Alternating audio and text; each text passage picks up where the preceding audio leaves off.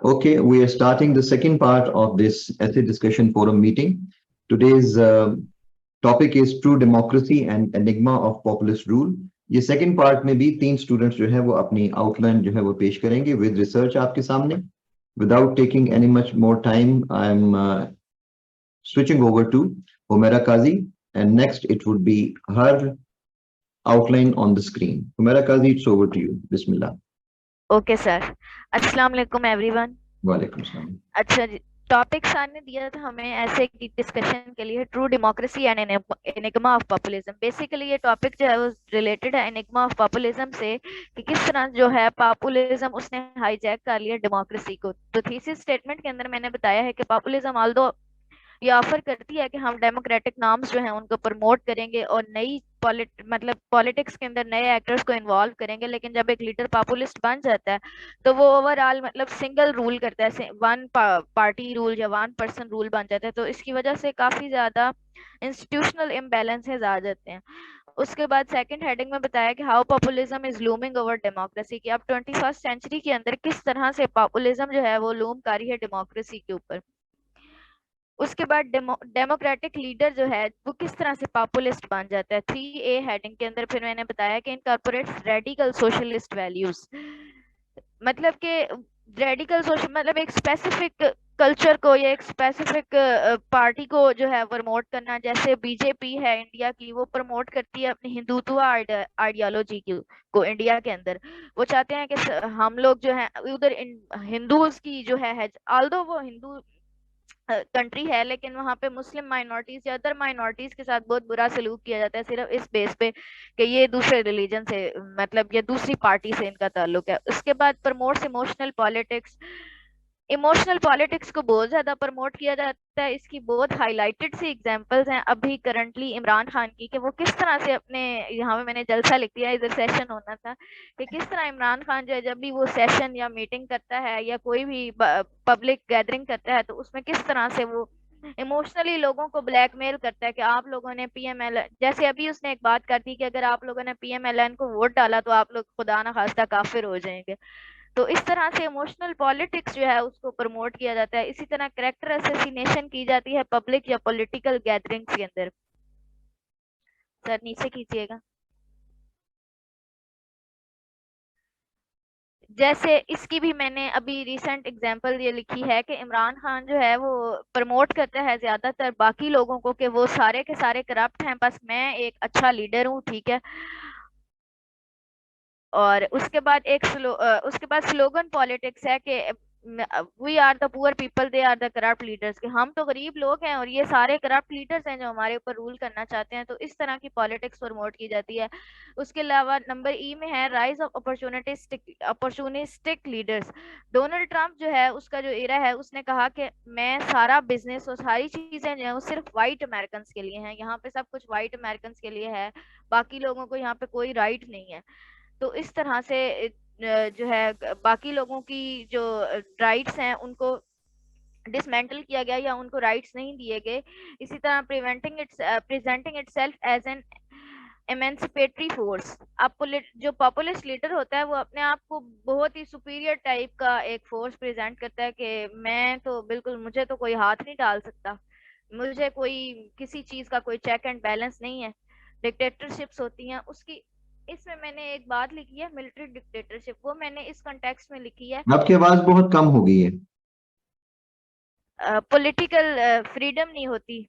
जैसे sessions organise किए जाते हैं, पॉलिटिकल सेशंस ऑर्गेनाइज किए जाते हैं, तो उसके अंदर पॉलिटिकल फ्रीडम नहीं दी जाती, मतलब अपनी बात को आवाम तक पहुंचाने के लिए कोई प्लेटफॉर्म नहीं दिया जाता। और जो भी बंदा वहां पे माइक पे खड़े होकर बात कर रहा होता है वो सिर्फ अपने आप को पोर्ट्रे कर रहा होता है कि मैं एक बस अच्छा लीडर हूँ, जैसे कि इमरान खान कर रहा है या और भी काफी लीडर जैसे डोनाल्ड ट्रंप करता था अमेरिका के अंदर। इसी तरह और भी हमारे पास काफी कंट्रीज की एग्जांपल हैं, ब्राजील के अंदर या जर्मनी के अंदर, कि उधर लीड जैसे हिटलर ने अपने आप को प्रेजेंट किया था कि मैं एक बहुत आप लोगों की फेवर में काम करूंगा। तो इस तरह की पॉलिटिक्स प्रमोट होती है।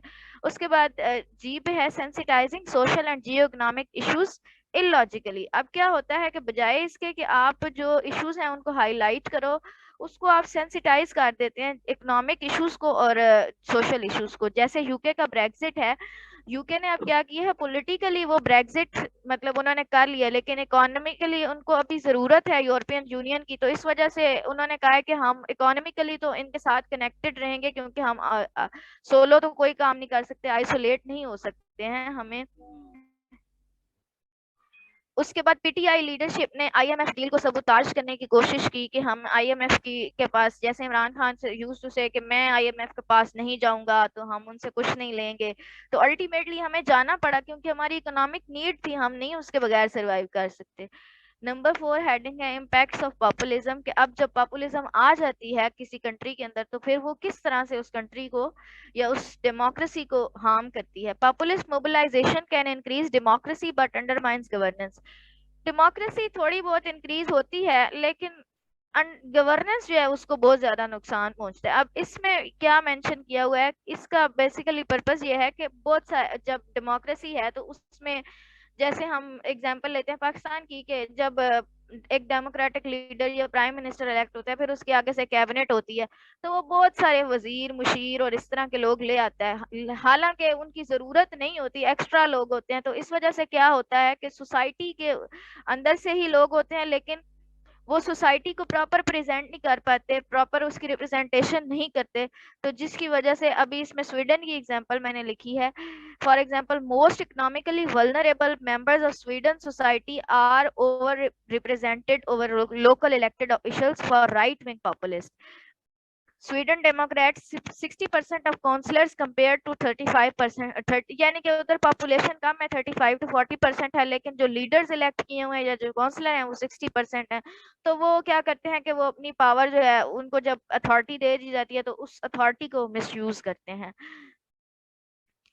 Populism threatens the durability of democracy. अब पॉपुलिज्म क्या करती है कि डेमोक्रेसी की ड्यूरेबिलिटी को थ्रेट करती है, किस तरह से कि अभी एक रिसर्च के मुताबिक globally 23% of democratic populist cause significant democratic backsliding compared with 6% of non populist democratic leaders. यानी कि इसका बात का मतलब ये है कि जब वो लीडर्स जो हैं बन अपने स्लोगन्स वगैरह या अपनी पार्टी को प्रमोट कर रहे होते हैं या इलेक्शन कैंपेन्स चला रहे होते हैं, तो उस वक्त वो बड़ी बड़ी बातें करते हैं कि हम इस तरह करेंगे, हम ये करेंगे, वो मतलब हम आपको अच्छी एक लाइफ देंगे, अच्छा आपका लाइफ स्टाइल बनाएंगे और आप लोगों की जो है इम्प्रूवमेंट आएगी। तो इस लेकिन जब वो लीडर बन जाते हैं तो वो किसी भी वादे को पूरा नहीं करते, तो इस वजह से अपने जो डेमोक्रेटिक नॉर्म्स हैं उनसे बैक स्लाइड कर जाते हैं। उसके बाद सर नीचे थोड़ा सा कर दें, सर इसी पेज को और नीचे कर दें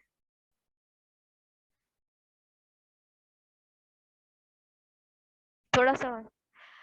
अच्छा, policy failures of populist parties.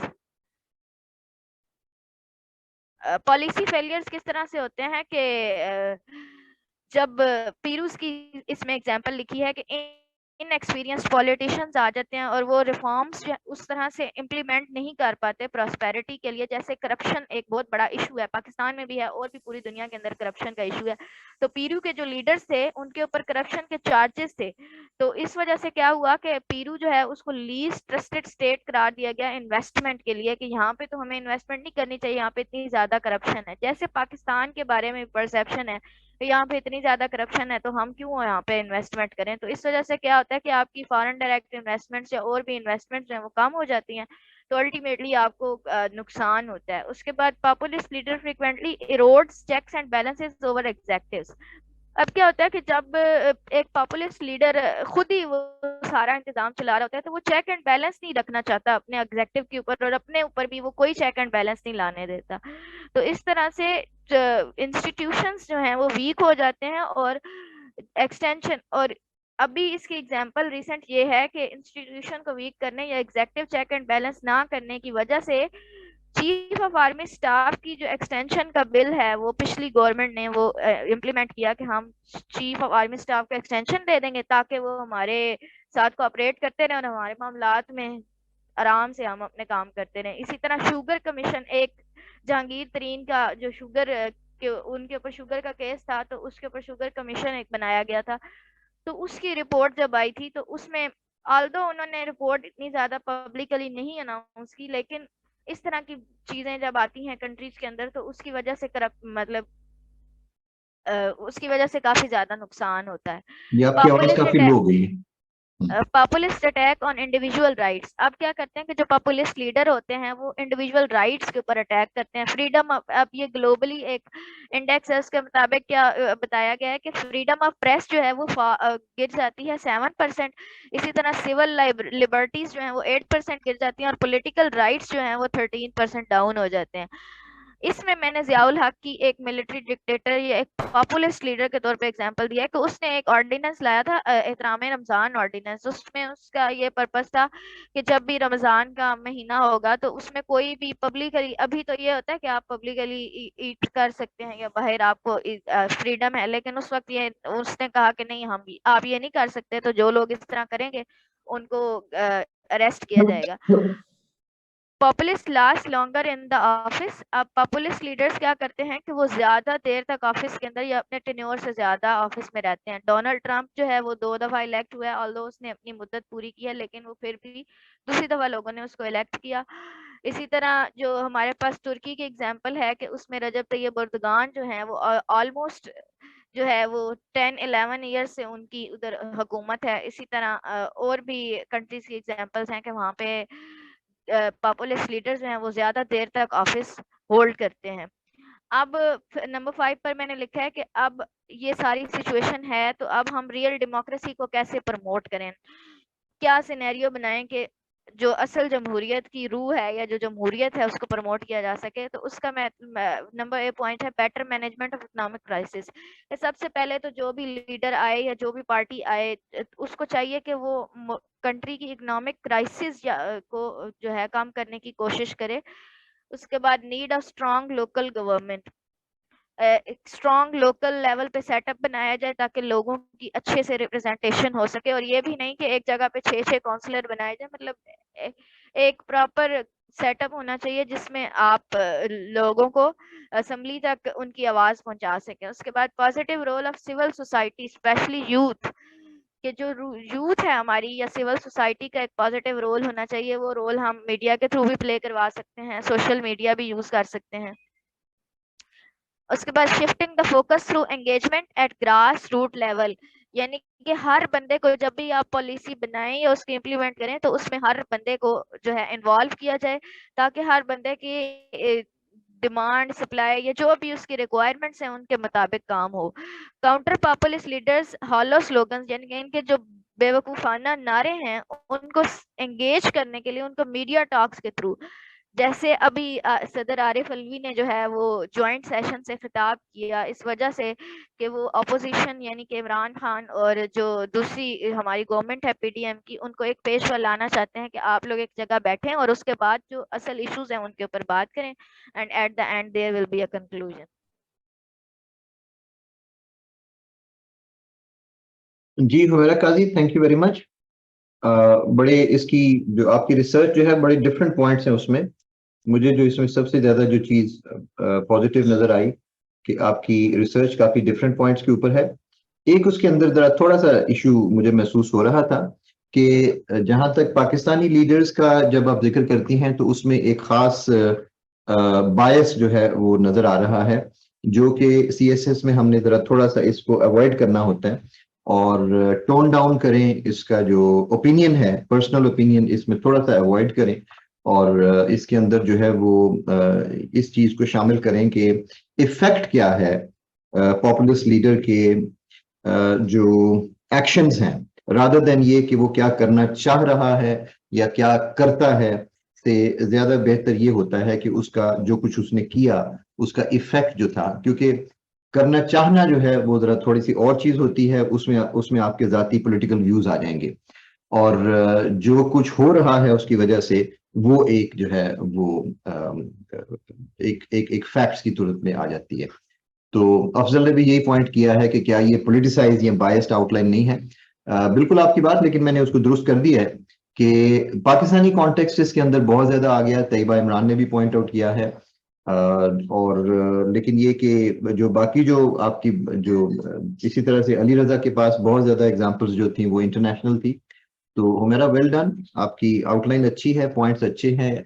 वो रिसर्च आपकी बड़ी अच्छी है and I appreciate your effort, लेकिन थोड़ा सा इसमें जो है वो अवॉइड करना है बायस को, कि ये ना पता चले कि आपका पॉलिटिकल व्यूज क्या हैं, क्योंकि ये हमारी पॉलिटिकल व्यूज के लिए प्लेटफॉर्म नहीं होगा ऐसे। इसके अंदर ज्यादा इंपॉर्टेंट ये है कि पॉपुलिस्ट लीडर का जो जो व्यूज हैं या उसकी जो जो प्रैक्टिसेस हैं, सॉरी नॉट व्यूज, क्योंकि फिर ओपिनियन आ जाएगा, उसकी प्रैक्टिसेस का इफेक्ट क्या है पब्लिक के ऊपर, ये एक डॉक्यूमेंटेड इफेक्ट होता है।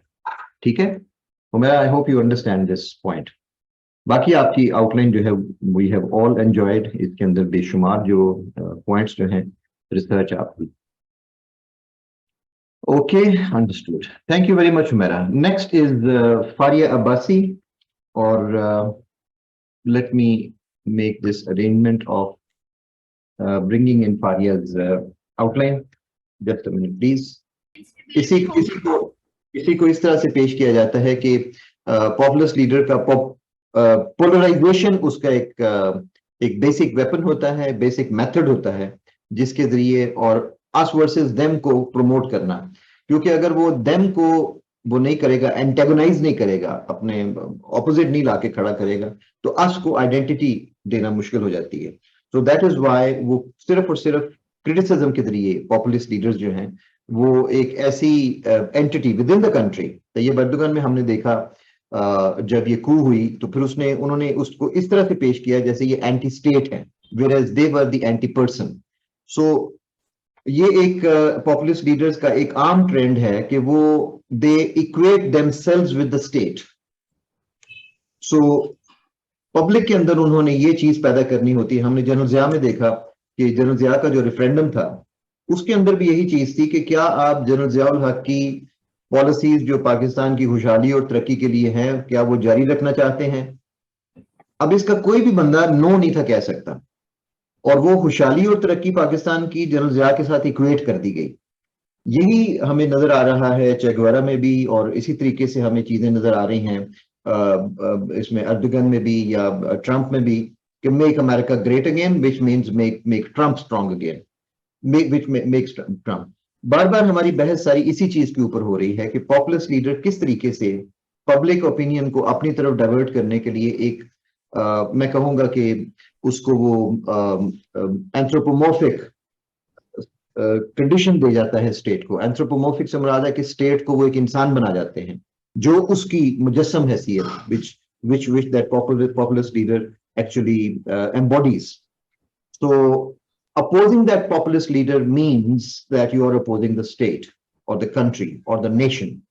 So this is common method which most of the populist leader, और ये मैंने आपकी सारी आउटलाइन से ही ये चीज जो है ये अखज की है जी। रिकॉर्डिंग के लिए ही हमने ये पॉइंट जो था ये सारा डिस्कस किया था। ठीक है, thank you very much Humaira. Okay, our next presenter is Faria Abbasi with her outline, and the next screen is her outline. It's over to you, Faria Abbasi. Bismillah. Okay, sir. Thank you. Today's topic is true democracy and enigma of populism. As my fellows explained it very well earlier, मैंने अपनी outline को divide किया है। Introduction में, merit of true democracy and populism में, reason में, फिर इसके इम्पैक्ट में, एंड देन इसकी रेमेडीज में, और फिर कंक्लूजन में। थीसिस स्टेटमेंट में हम देखते हैं कि मैंने एक्सप्लेन किया कि true democracy and populism are interrelated political approaches such as the vacuum created by authorities in democratic institutions give rise to populism in a distress mode. जो अथॉरिटीज डेमोक्रेसी में कोई लूप होल छोड़ती हैं तो तब populism जो है वो रेज होता है। पॉपुलिस्ट को मौका मिलता है कि वो उन चीजों को रेज करें उन लोगों के दरमियान जो ऑलरेडी जो कॉन्फिडेंस लूज कर चुके होते हैं। बेसिकली हम देखते हैं कि ज्यादातर जो है वो डेमोक्रेसी पॉपुलिज्म की वजह से अथॉरिटेरियनिज्म की तरफ कन्वर्ट हो रही है। फिर हम इसके मेरिट ऑफ टू डेमोक्रेसी जो होती है उसके डिस्कस करते हैं, फिर पॉपुलिज्म डिस्कस करते हैं ये है क्या।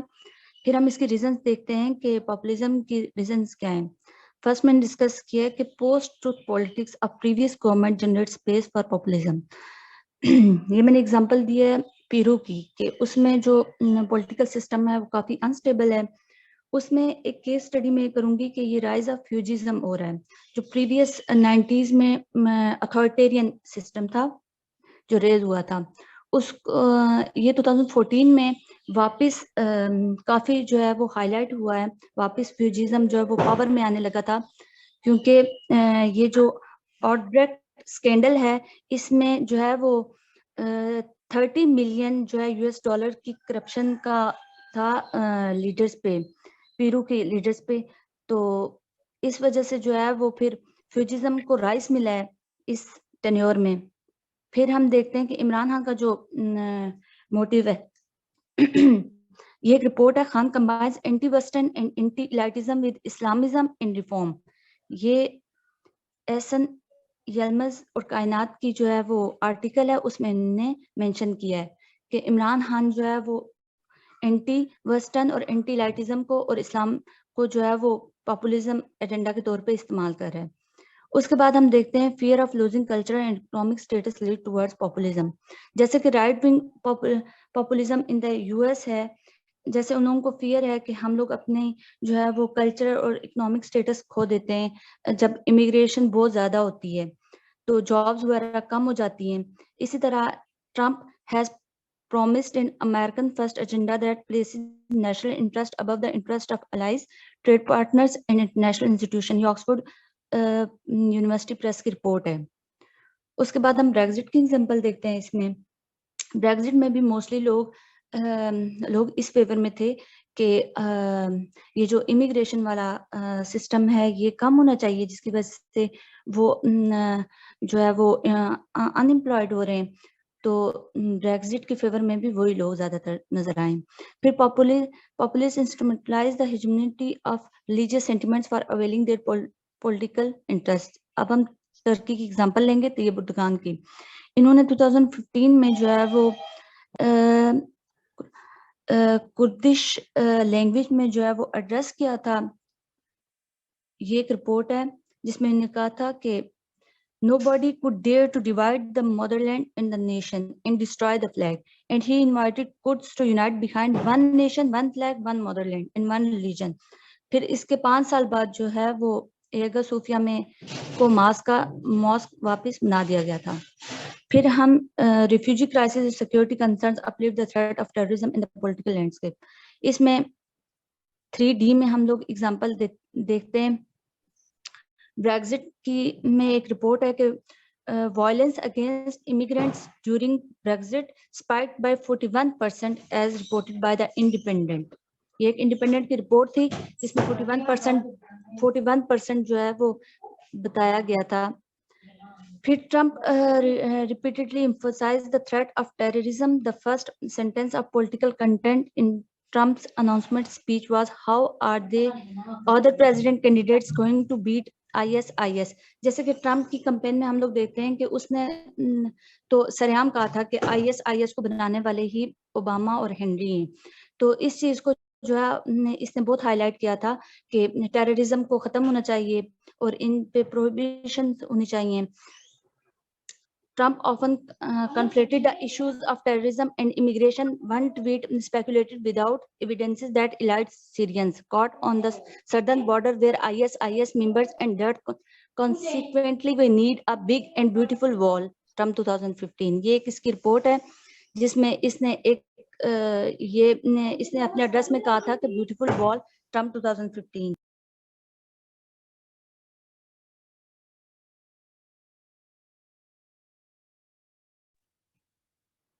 हेलो जी जी, हाँ जी, बोलते जाए। Supporters of dynamism and diversity increasing clash with proponents of stability and homogeneity। इसमें ये चीज है, ये एक रिपोर्ट है ब्रिटिश एनालिस्ट डेविड वुडहर्ट की कि democratic citizens are being divided into anywhere and somewhere. कुछ लोग हैं जिनकी स्पेशलिटीज जो है वो सिर्फ उस एरिया तक महदूद होती हैं, और कुछ लोग ऐसे हैं जिनकी स्पेशलिटीज लार्जर एरिया तक होती हैं। मतलब ग्लोबलाइजेशन जैसे है, कुछ लोग जो है वो ग्लोबलाइजेशन के अगेंस्ट होते हैं और कुछ लोग जो है वो ग्लोबलाइजेशन के फेवर में होते हैं। तो जो लोग जिन लोगों की स्पेशलिटीज उस इलाके तक महदूद होती हैं तो वो ग्लोबलाइजेशन के अगेंस्ट होंगे। तो इस रिपोर्ट के मुताबिक जो है डेविड गुडहट ने दो चीजों में तकसीम कर दी है। Economic inequality and economic recession open the get for criticism of populist leaders. इसकी जो एग्जांपल वो हम ब्रेक्जिट की लेंगे कि ब्रेक्जिट में जो है वो मोस्टली जो है वो थे वो टैक्स पेयर्स जो थे वो ये कहते थे कि हम लोगों का कंट्रीब्यूशन बहुत ज्यादा यूरोपियन यूनियन में, इस वजह से हम लोगों को ब्रेक्जिट करना चाहिए, और अनएम्प्लॉयमेंट का भी काफी इशू था। फिर हम देखते हैं 3G में joining uninvited bar in political explanation bring the consequences of populist narrative among nation. इसी तरह अमेरिका में जो टैक्स पेयर्स थे वो डिमांड कर रहे थे कि वो प्रोटेस्ट कर रहे थे कि अमेरिका की इंटरवेंशन जो इराक में हुई है, वार ऑन टेरर में हुई है, तो ये जो है इस चीज को पॉपुलिज्म को बहुत बढ़ावा देती है। फिर nationalism strengthen the soul of populism.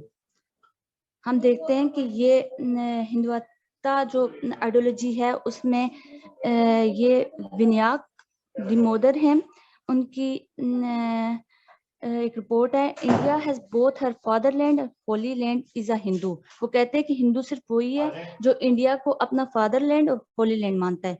इस हिसाब से फिर हिंदू, सिख और जैन और बुद्धिस्ट जो हैं वो सेटिस्फाइड होते हैं ट्विन क्राइटेरिया पे, लेकिन Christian, Jews, Parsis and most prominently Muslims do not meet these twin principles because members of these religious groups do not regard India as their true holy land। ये report है प्रभाष रंजन की, south Asian university.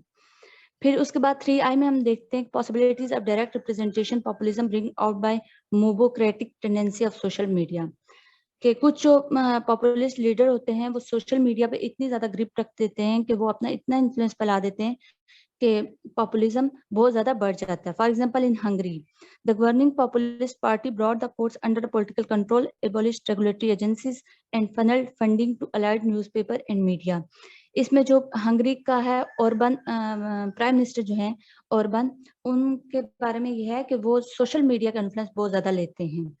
तो उन्होंने उनका एक report में था कि 18 से 19 अकाउंट ऐसे पाए गए हैं जो फेक थे और उनकी प्रमोट कर रहे थे उनके एजेंडे को। इन पोलैंड में भी यही सिस्टम है। इम्पैक्ट ऑफ पॉपुलिज्म आप हम देखते हैं, the erosion of democratic norms में explain the negative economic stewardship. इसमें हम देखते हैं कि मोस्टली जो है वो जब पॉपुलिज्म अपने पॉपुलिस्ट लीडर जब पावर में आते हैं तो ज्यादातर इम्पैक्ट जो है वो इकोनॉमी पर पड़ता है। ये एक रिपोर्ट है inspired by Blinder and Watson, mayor of a democrat republican president performance gap in US post war data. Countries underperformed by approximately 1% point per year after populist came to power, manual fund। ये एक research है जिसमें ये बताता है कि US में जो है वो जब पॉपुलिस्ट रिजीम आती है तो इकोनॉमिक डिक्लाइन आता है। After Brexit Japan was nearly, इसके बाद हम देखते हैं कि जब पॉपुलिज्म बहुत ज्यादा यूके में आया और ब्रेक्जिट हुआ तो उसके बाद जो जापान और यूके की जो डील थी 110 मिलियन पाउंड्स की, वो बिल्कुल विड्रॉ होने के करीब थी, जिसमें ये एक फॉरेन मिनिस्टर हैं जापान के, उनकी मैंने एड्रेस डाला है। Said the talk had been difficult, but we managed to reach an agreement in principle with extraordinary speed in just 3 months। इस एग्रीमेंट के बारे में उन्होंने कहा था। उसके बाद यूके की इकोनॉमी का हम अगर जायजा लें पॉपुलिज्म के बाद, तो यूके इकोनॉमी जो है 0.6 रैंक हो गई है इस जून 2022 में, और इन्फ्लेशन रेट वहां पे 17% हो गया। उसके बाद हम देखते हैं कि टूरिस्ट की जो टैक्स कट पॉलिसीज हैं वो जो है इकोनॉमी को डिक्लाइन कर रही हैं। टैक्स कट पॉलिसीज में ये होता है कि आप इलाइट्स को जो है वो रिलीफ देते हो, और जो मिडिल क्लास होती है आप उनको जो है वो जो एलीट क्लास होती है उसको आप इतना ज्यादा मतलब रिलीफ देते हो कि वो इंडस्ट्रीज वगैरह लगाएं, ऐसे प्रोजेक्ट्स इनिशिएट करें जिससे जो है वो जो वर्किंग क्लास है उसको बेनिफिट हो। लेकिन इसकी जो कट टैक्स पॉलिसी है वो फेल हो चुकी है। When populist rhetoric continue to take hold, the protectionist trade policies imposed Trump's first year, इसमें रिपोर्ट है कि जब first year or so on in office has proved to be detrimental to and dangerously destabilizing of a global liberal order, albeit one in need of reform. इसमें यह बताया गया है कि जब पॉपुलिस्ट लीडर जो है पावर में आते हैं तो वो प्रोटेक्शनिस्ट ट्रेड पॉलिसीज इंपोज करते हैं, जैसे ये मिसाल हमारे सामने ट्रम्प की है। उन्होंने जो है वो डोमेस्टिक मार्केट पे ज्यादा फोकस की है। फिर इसके बाद हम देखते हैं कि पॉपुलिज्म आने से advances interest of majority by hurting interest of minorities. हम इसमें देखते हैं कि ये जो मोदी गवर्नमेंट है इसमें इन्होंने ये एक बिल पास किया था सिटीजनशिप लॉ, जिसमें हम देखते हैं कि मुस्लिम्स के राइट्स का जो है वो डिमोलिश हुआ है। उसके बाद हम देखते हैं 4D में limits the use of the speech and control the opposition narrative. जब भी पॉपुलिस्ट पावर में आते हैं वो मोस्टली इस चीज की तरफ रुजू करते हैं कि वो कंट्रोल करें फ्रीडम्स ऑफ स्पीच को। इटली में हम देखते हैं both of Berlusconi Italia and the 5 star movement जो है वो है both posed a threat to the freedom and autonomy of the media organization। ये यूनिवर्सिटी ऑफ टेरन की रिपोर्ट है जिसमें उन्होंने बताया है कि इटली में जो है वो ये चीज बहुत देखी जाती है कि ये जो 5 स्टार मूवमेंट है इन्होंने भी सोशल मीडिया पे और फ्रीडम स्पीच पे बहुत ज्यादा पाबंदियां लगाई हुई थी। Shape the democratic norms according to their will. अब हम देखते हैं कि पॉपुलिज्म जब पॉपुलिस्ट लीडर अपनी पावर में आते हैं तो वो ज्यादातर जो है वो कॉन्स्टिट्यूशन को या जो गवर्नमेंट स्ट्रक्चर होता है वो उसे अपनी बिल के मुताबिक स्ट्रक्चर करते हैं। जैसे हंगरी में ऑर्बन है, वो है 3 अप्रैल 2022 को उन्होंने इलेक्शन जीता है और ये 4th straight election with his 4th state super majority in parliament that allow him to amend the constitution at will। एक रिपोर्ट है जिसके मुताबिक हम देखते हैं कि 4 कंसेक्यूटिव टर्म से वो पावर में है, तो ये डेमोक्रेसी के खिलाफ है ये चीज। उसके बाद हम देखते हैं कि रेमेडीज क्या है। रेमेडीज में फर्स्ट ये है कि प्रोएक्टिव गवर्नेंस होनी चाहिए जो पॉपुलिज्म को टैकल कर सके, प्लस ह्यूमन सेंटर्ड अप्रोच होनी चाहिए to economic policies where rights of consumer and workers are duly addressed. उसके बाद हम देखते हैं इसमें ये होगा कि आप के अंदर जो वो डिस्क्रिमिनेशन सेंटिमेंट्स है वो खत्म हो जाएंगे, वर्किंग क्लास जो होती है और कंज्यूमर क्लास जो होती है वो सेम हो जाएंगे। उसके बाद 5B mainstream political parties need to credibly differentiate themselves, become far more responsive to their voters and consistently articulated and uphold the democratic rules of the game। इसमें हम ये चीज देखते हैं, हम एक एग्जांपल लेते हैं इसकी कैपुचुवा की, स्लोवाकिया की जो प्रेसिडेंट है कैपुचुवा, हम उनकी एग्जांपल देखते हैं। ये एक रिपोर्ट है,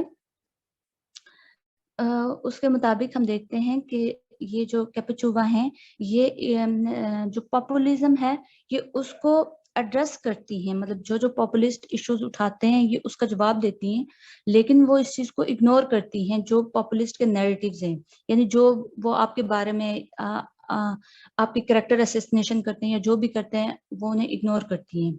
तो ऐसे जो है वो पॉपुलिज्म को डिक्लाइन किया जा सकता है।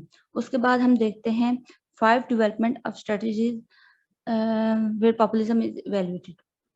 हम ऐसी स्ट्रेटेजीज अपनाएं जहां पे पॉपुलिज्म को बकायदा इवेल्युएशन मिले, जहां पे पॉपुलिस्ट लीडर जो जो अपना एजेंडा उठाते हैं या जो जो एक्टिविटीज करते हैं उनको प्रॉपरली रिपोर्ट किया जाए। उसमें हम देखते हैं ये एक एग्जांपल है अमेरिका की bipartisan voter study group उन्होंने बनाया है, जिसमें वो लोग they had been working to understand not only 2016 presidential election but also American view of the democratic system, जो जहाँ पे ये चीज प्रॉपरली इवेल्युएट होती है कि जो पॉपुलिस्ट लीडर हैं उनका यूएस पे क्या इन्फ्लुएंस रहा है और कितना इम्पैक्ट हुआ है यूएस पे। उसके बाद हम देखते हैं कि जो पॉपुलिज्म है उसको हम एक और तरीका हो सकता है कि हम प्रोटेस्ट उसके खिलाफ करें। प्रोटेस्ट इस तरह से हो सकता है कि हम एग्जांपल लेते हैं रोमानिया की। After 2 years of mass anti corruption protest the countries most powerful politicians Virginia of the Social Democratic Party was sentenced to jail for corruption। हम देखते हैं कि रोमानिया में जो है वो गवर्नमेंट के खिलाफ एहतजाज हुआ और फिर उनको जेल में डाल दिया गया। पॉपुलिस्ट ये गवर्नमेंट थी। उसके बाद हम देखते हैं again Capicua election offer hope that a populist takeover is not inevitable and that democratic backsliding can be revised। इसमें हम एग्जांपल इसकी देखते हैं। ये जो स्लोवाकिया की प्रेसिडेंट हैं, इसमें इन्होंने जो है वो प्रोटेस्ट जो रेज हुआ था गवर्नमेंट के खिलाफ, एक जर्नलिस्ट थे, उन्होंने जर्नलिस्ट थे जेन क्विक, उन्होंने जो है वो स्लोवाकिया गवर्नमेंट के खिलाफ करप्शन जो है वो इम्पोज करने की कोशिश की थी, फिर उनका मर्डर हो गया था। तो इसके नतीजे में जो है वो स्लोवाकिया में बहुत ज्यादा प्रोटेस्ट हुआ था। तो इन्होंने जो है उस प्रोटेस्ट को राइज किया था, जिसकी वजह से पॉपुलिज्म जो गवर्नमेंट थी वो हट गई थी और इनको काफी राइज मिला था इसमें। इसके बाद हम आते हैं कंक्लूजन। बस it's all about this outline.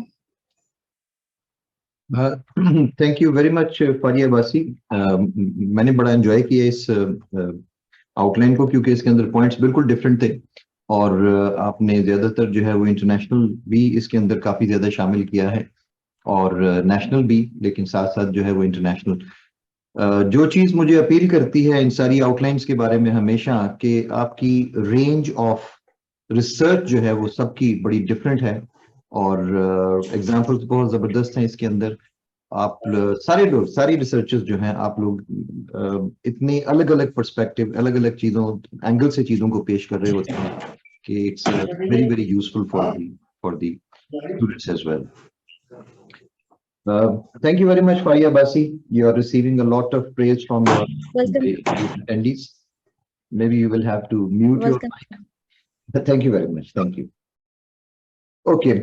अदन सजाद जो है वो आज इंटरनेट कनेक्शन अच्छा ना होने की वजह से जो है वो ज्वाइन नहीं कर सकी और अदरवाइज उनकी भी आउटलाइन बहुत अच्छी थी और मेरा ख्याल था कि मैं पढ़ देता हूँ, लेकिन बेहतर यही है कि स्टूडेंट जो है वो खुद जो है वो उसको प्रेजेंट किया करें तो ज्यादा बेहतर होगा। Audience, thank you very much. I hope you have enjoyed listening to it. बेशुमार लेसन्स हमने, पॉपुलिज्म एक ऐसा वर्ड था, पॉपुलिस्ट लीडरशिप जो है, पॉपुलिस्ट रूल जो था, मैंने उसके लिए इसीलिए एनिग्मा का वर्ड यूज किया हुआ यहाँ पे कि ये मुहिम्मा क्या है, कि पॉपुलिज्म लोगों को देखने में ऐसा लगता है जैसे एक पॉपुलर चीज है, लेकिन जैसे जैसे हम देख रहे हैं कि ये डेमोक्रेसी जिसको एक ये अंडरमाइनिंग एक तरह से उसके ऊपर जो है वो एफर्ट आ रही है, या एक तरह से ये डेमोक्रेसी की ट्रू स्पिरिट जो है वो अंडरमाइन हो रही है। तो दैट इज व्हाई इस डिस्कशन को, ये बड़ा अच्छा डिबेटेबल टॉपिक था और उसके ऊपर इन पांचों प्रेजेंटर्स ने बहुत जबरदस्त अंदाज से सारी डिस्कशन की है। आपके पास अब बेशुमार मटेरियल आ गया है आपके फैक्ट बुक के लिए, डिस्कशन के लिए। इस ऐसे आउटलाइन बनाएं और आराम और मुख्तलिफ जो पॉइंट आपको रेलिवेंट लगते हैं अपने हिसाब से, और उसके बाद ऐसे लिखें। आपके पास पूरा मटेरियल जो है इस टॉपिक के ऊपर जो है वो मौजूद है।